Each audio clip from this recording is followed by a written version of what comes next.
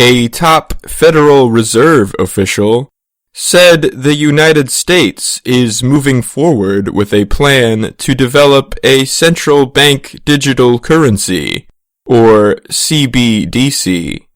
The U.S. would not be the first country to consider launching such a currency. China is also considering one.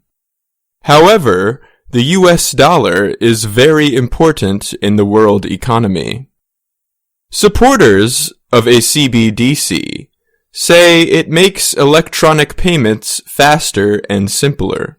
They say there is no need for a bank to take part in the exchange, and people without a bank account could receive secure electronic payments. But critics have concerns about privacy. They say such a system could give the federal government control over people's financial transactions.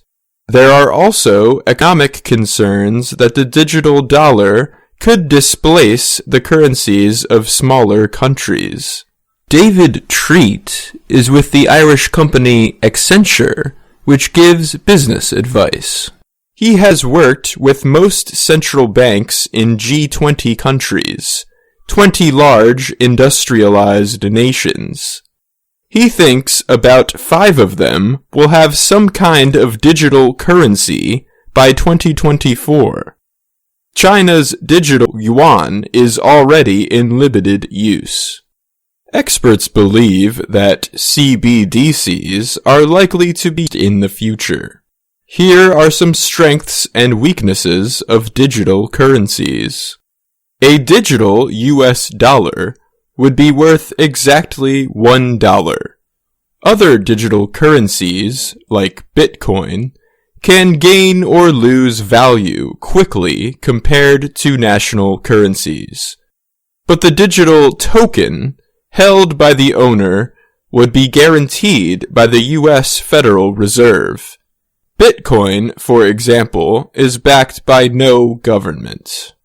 Treat said, "There is no question as to its value. Whether it's the dollar wallet, the dollar in your savings account, or the central bank digital currency version of $1 in your digital wallet, all of them always equals $1. Digital currencies involve fewer steps in a transaction. Digital transactions on services like Venmo seem simple, but there is a complex digital network behind them. Banks and other financial services exchange information to make sure the transaction is safe. If one step goes wrong, the payment can be delayed. Experts say a digital currency would work like cash. All the information needed to verify the transaction exists in the digital wallet. 2 people could even make a transaction without an internet connection, although wireless connection is still required.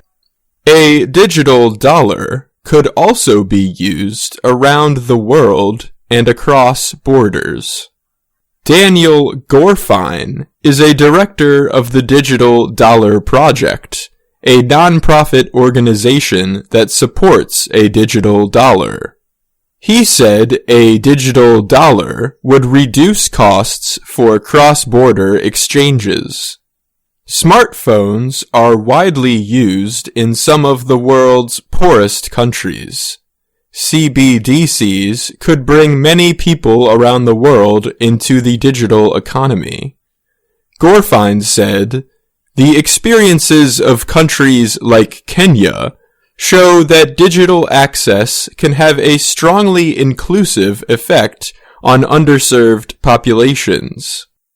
However, digital currencies are a cause for concern for supporters of personal privacy. Under a digital dollar system, the Federal Reserve would have control over many transactions by citizens. Critics point to China, where the government uses digital currency to watch citizens' transactions. A digital dollar could also weaken local currencies. It might be good for individual people to be able to buy and sell goods in US dollars, but it would be bad for countries trying to supervise their own national currencies. A strong digital dollar would reduce the value of a local currency. It would also harm other central banks' ability to control their money supplies. Gorfine said it is a problem that must be dealt with. He said it could be a good idea to limit the amount of digital dollars a person can hold at one time. He added that, as digital currencies get more popular, it is important that they be supported by strong democracies. In the long term, it is a good thing for any digital currency to be underpinned by rule of law, Gorfine said. I'm Dan Novak.